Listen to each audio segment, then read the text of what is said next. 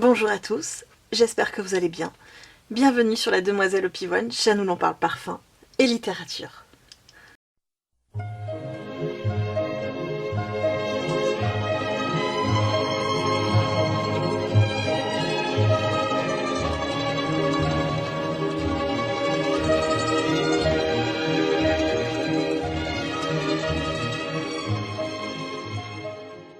Comme vous le voyez, on se retrouve aujourd'hui pour une vidéo parfumée, une fois n'est pas coutume, et une vidéo spécialement consacrée à mon top 3 des parfums pour le printemps.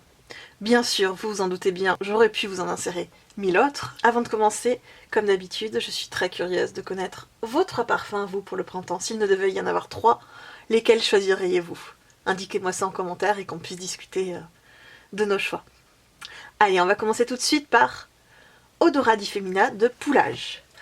Alors, parfum que je ne connaissais pas du tout et que j'ai découvert, vous vous en doutez, grâce à Clotilde de la chaîne Iris Factis, l'encycloparfum.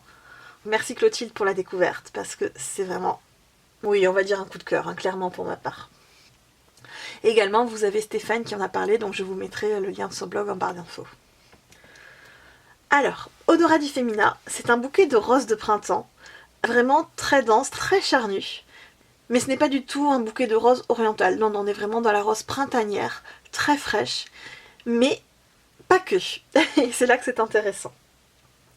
Cette rose va être musquée dans le fond, très légèrement poudrée tout en délicatesse. Néanmoins, dès le début du parfum, en fait, vous avez une note de poivre qui va venir relever le parfum, en lui donnant un petit côté légèrement piquant. Vraiment, oui, le petit grain de poivre qui vient relever cette belle rose printanière. C'est un parfum que je trouve très lumineux, une fragrance qui est douce et apaisante, mais qui est néanmoins affirmée parce que la rose ne se cache pas. On a ce côté un petit peu, cette petite touche de poivre en fait très en délicatesse, qui vient lui donner un petit côté légèrement épicé, que c'est un parfum qui ne ressemble à aucun autre, et sur ce point je rejoins vraiment Clotilde.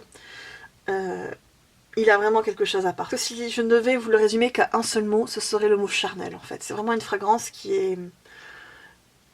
Oui, charnel en fait, qui va se fondre avec votre peau, créer une sorte de fusion avec elle. Et on n'a pas l'impression en fait de sentir vraiment du parfum, mais plus une odeur de peau sublimée. Voilà.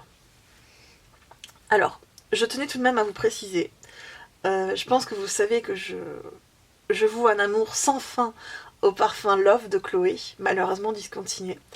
Alors, je précise, ce parfum ne lui ressemble absolument pas, mais en fait il va avoir pour moi en tout cas le même effet. C'est-à-dire que je trouve que c'est une fragrance qui est typiquement féminine. Vraiment une odeur de peau, oui, une odeur de femme si on reprend le nom du parfum, qui est un brin rétro. Donc voilà, pour moi on est un petit peu dans cet état d'esprit, ces parfums très en douceur, très coton, mais qui en même temps ont un petit caractère en fait bien à eux, qui les rend véritablement uniques. Nous allons enchaîner avec Forbidden Games de Kilian. Kilian, marque sur laquelle je vous ai consacré 2 vidéos qui datent un petit peu maintenant, hein, c'était mes débuts. Soyez indulgents hein, si vous le regardez.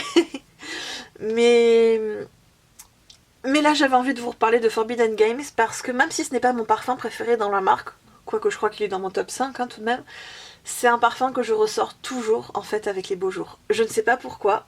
Dès qu'il commence à y avoir un peu de soleil, vous savez, un peu ce fond d'air frais, mais en même temps avec la chaleur du soleil sur la peau, c'est le parfum que j'ai envie de sortir. Pour moi, Forbidden Games rime avec printemps, et c'est pour ça que je voulais vous en parler aujourd'hui. Alors, clairement, Forbidden Games, on est dans un floral fruité avec une profusion de fruits, presque un côté, entre gros guillemets, salade de fruits. Salade de fruits au standing, hein. Attention, c'est pas la salade de fruits en conserve ici. On est sur du Kilian, ça se veut un petit peu plus tape à l'œil. Je plaisante, hein, bien entendu. Alors, en fruits, pour moi, c'est pêche, pomme, prune, saupoudré de cannelle et arrosé de miel. C'est vraiment un parfum que je définis comme un nectar floral et fruité. Et ce départ qui est très fruité va néanmoins tout de même s'arrondir assez vite par la présence de la vanille. Donc en fait c'est comme si vous avez cette salade de fruits et que vous saupoudrez de cannelle Et vous avez en même temps ces grains de vanille, mais vraiment la vanille gousse, très noire, et qui vient ici apporter une certaine profondeur et arrondir le parfum, vraiment l'enrober. Tout en arrondissant le parfum en fait, même s'il est très sucré, on n'est pas dans le rose bonbon, on est vraiment dans un côté très rond, très charnu, assez gourmand tout de même, mais en même temps qui reste assez printanier malgré tout. Je trouve que c'est un parfum qui fait très jeune fille en fleurs quelque part, et que j'aime sortir à la saison. Alors tout à l'heure je vous parlais de pêche, mais c'est vraiment, je voulais juste vous préciser que c'est vraiment une pêche jaune ici, vous voyez vraiment gorgée de soleil, qui est un petit peu, qui est bien mûre en fait, et donc assez sucrée, et qui est bien arrondie par ces grains de vanille. C'est un très beau parfum floral fruité, qui a été réalisé par Calice Baker, qui excelle vraiment à mon sens dans cet exercice. Et pour finir, j'étais obligée de vous parler de Déjà le printemps d'Oriza Legrand. Oriza Legrand, je pense vous consacrer une vidéo sur le sujet. Peut-être pas tout de suite, mais c'est dans les tuyaux. La marque va décrire ce parfum comme la rosée du matin en fait qui perle sur les trèfles avec une odeur verte et fraîche. Clairement, c'est tout à fait ça. Il faut savoir que j'ai une certaine obsession sur les odeurs de fleuristes. Vous savez, quand vous rentrez dans une boutique et que vous avez ce mélange à la fois très vert et en même temps très floral, j'adore cette odeur. Je suis en quête de cette odeur de fleuriste. Et je me souviens que c'est Manon de Ma Note de Cœur qui me l'avait conseillé. Alors, odeur de fleuriste, oui, presque. Mais on est vraiment ici dans le côté plus vert, comme le décrit en fait la marque. Il manquerait peut-être un petit peu plus ce petit zeste floral que je rechercherais.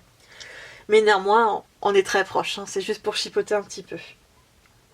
On a vraiment en fait l'odeur ici plus de la tige de la fleur que de la fleur en elle-même. Cette tige, vous voyez, qui est un peu croquante, vous voyez quand vous cassez une tige de fleur, quand vous la brisez et que vous sentez cette odeur verte, et en même temps un petit peu humide. On pourrait également s'imaginer dans un jardin en fait, avec des herbes vertes à profusion.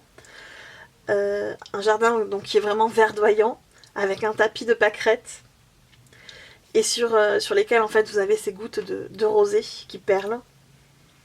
Et vous êtes allongé en fait sur l'herbe. Vous êtes allongé en fait au milieu de cette herbe fraîchement coupée, avec au-dessus des figuiers qui vous surplombent, parce que oui, vous avez une note de figuier qui est quand même tout de même sacrément présente. Vous êtes donc à l'abri du soleil, vous voyez les jeux de lumière à travers ces feuilles de figuier qui vont ombrager autant que possible cet arbre de paix, et là vous pouvez vous laisser aller au rêve, à la réflexion. C'est ce que m'inspire déjà le printemps, et je le trouve très, très relaxant justement. C'est un parfum donc qui est vert, désaltérant et relevé par cet aspect très doucement floral, mais vraiment une odeur florale verte naturelle, qui vient rappeler une sensation en fait. Je pense qu'on a tous, quand on sent ce parfum, un souvenir en particulier qui peut revenir. C'est vraiment un parfum de sensation à mon sens. Vous avez en note de la menthe, fleur d'oranger et pâquerette, en cœur, feuilles de figuier, trèfle, herbe coupée. J'adore l'odeur de l'herbe coupée. C'est une de mes obsessions. Ensuite, vous avez du muguet et du galbanum. Et en fond, vous avez du musc, du vétiver, du cèdre et de la mousse. C'est un parfum donc floral vert qui a été créé par Hugo Lambert. Eh bien écoutez, on en a fini pour ce top 3 printemps. J'espère que ça vous a plu. Et comme je vous ai dit, j'attends avec grande impatience de connaître quels sont vos parfums préférés pour le printemps. Je vous souhaite une très bonne journée parfumée et à bientôt!